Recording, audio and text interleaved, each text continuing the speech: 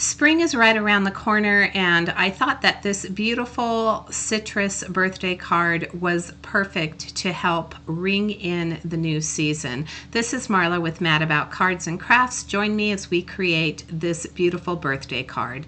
I have the lemon branch die, which is from CottageCutz, and I've also cut out an arch using a Spellbinders die. For my card today, I cut out the lemon branch several different times. There is a little flower that goes with it. I am not going to be using that on my card today. I'm sticking strictly with the lemons and the little branch. I'm just turning these die cut pieces over. I did use some accent opaque cardstock, just some scrap pieces to cut this out with. And I've added a couple of the branches to my Cricut mat. This is the quickest way for me to do my ink blending.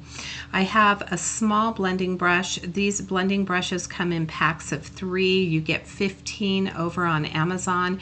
These are the ones that I use to do my ink blending in small spaces.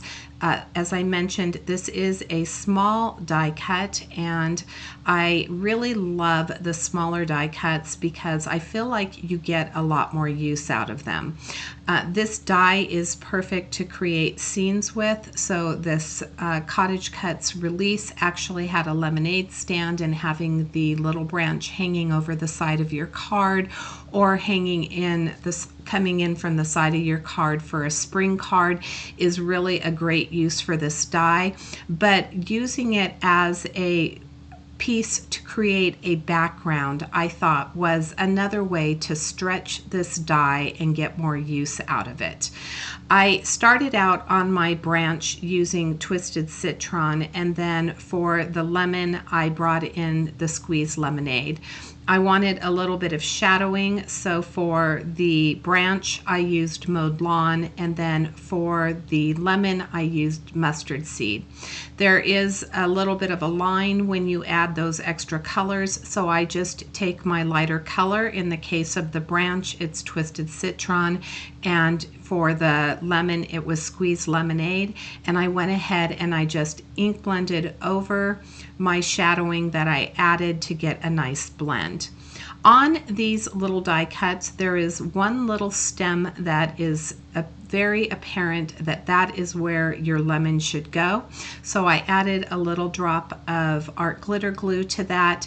The lemon does have one side that's a little bit more pointy than the other, and so I'm turning my lemons around using my jewel picker to pick them up, and I'm adding each of them to the branches.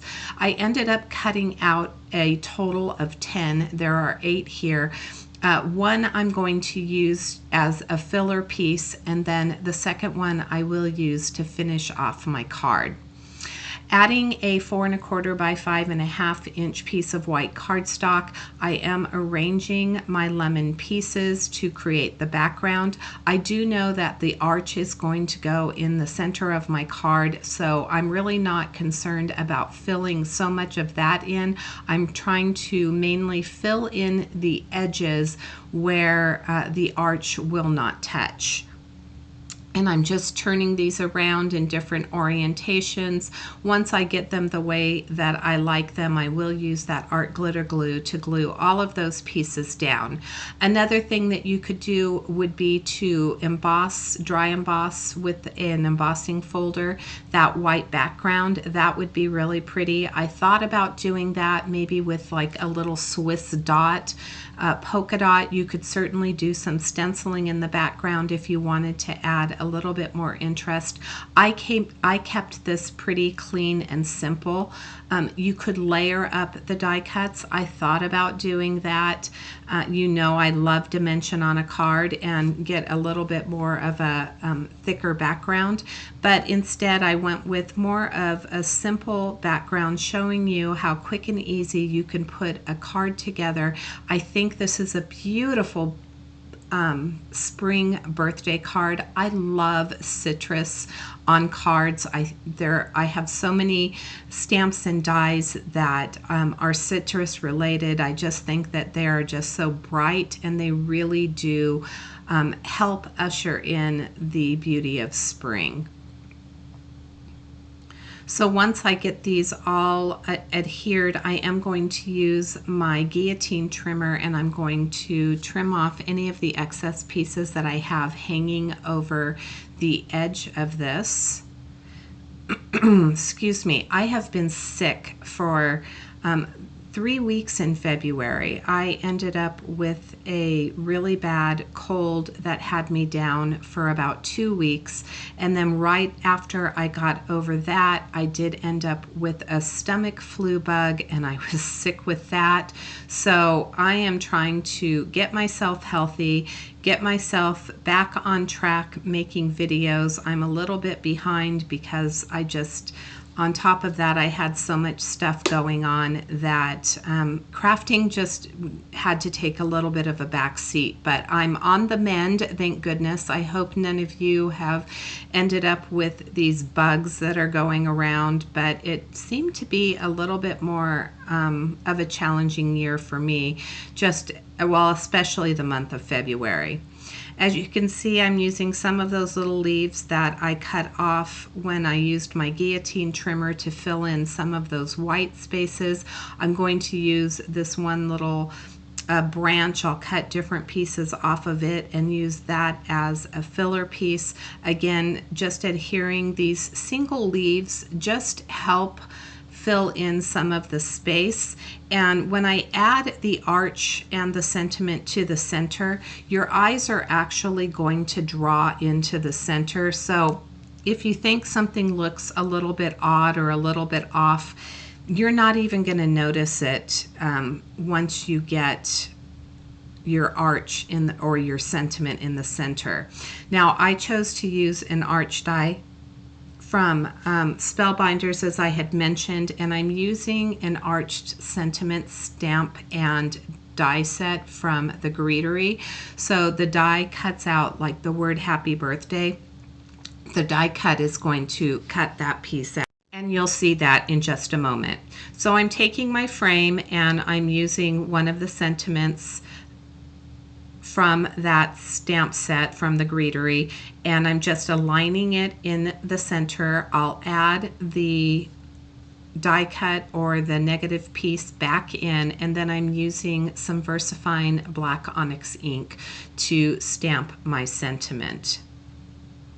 I'm going to use my pressure tool to make sure that I get some nice even pressure, and then I'm going to use mowed lawn around the edge of this die cut.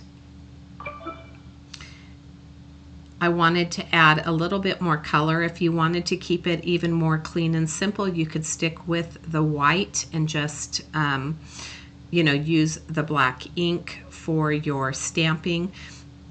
To add dimension, because I do have to add a little bit of dimension to this card, I do have these 1/8" strips from scrapbook.com.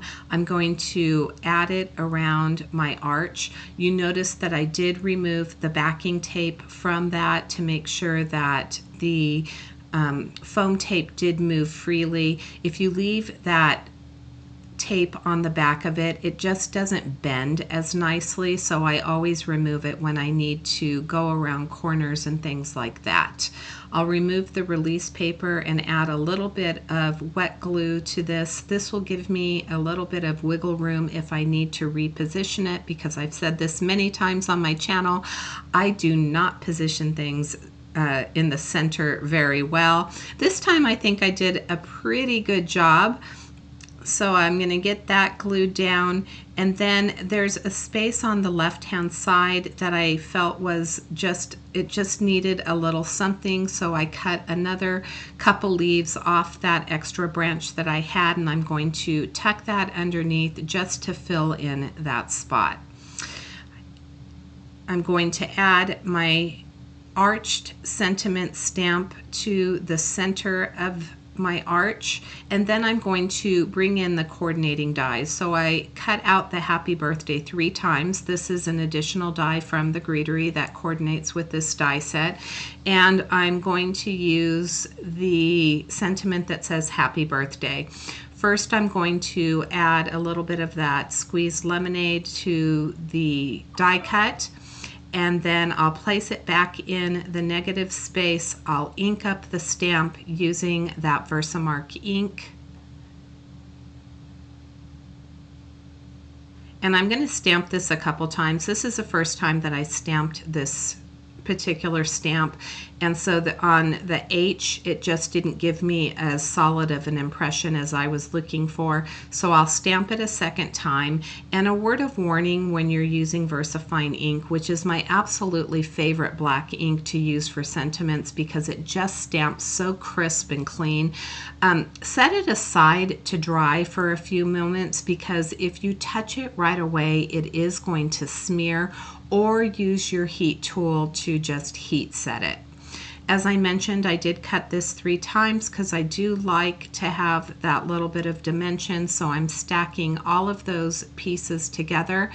On that center arch, you can see on the left-hand side there's a little bit of white space where the line for the arch doesn't go all the way around, and that is where you are to place your sentiments. So it is going to fit the B right there perfectly, and you'll have it aligned so that it doesn't cover up any of the sentiment stamping that we did in that arch shape. And now I just want to add a few more detail pieces just to fill in that white space on that arch.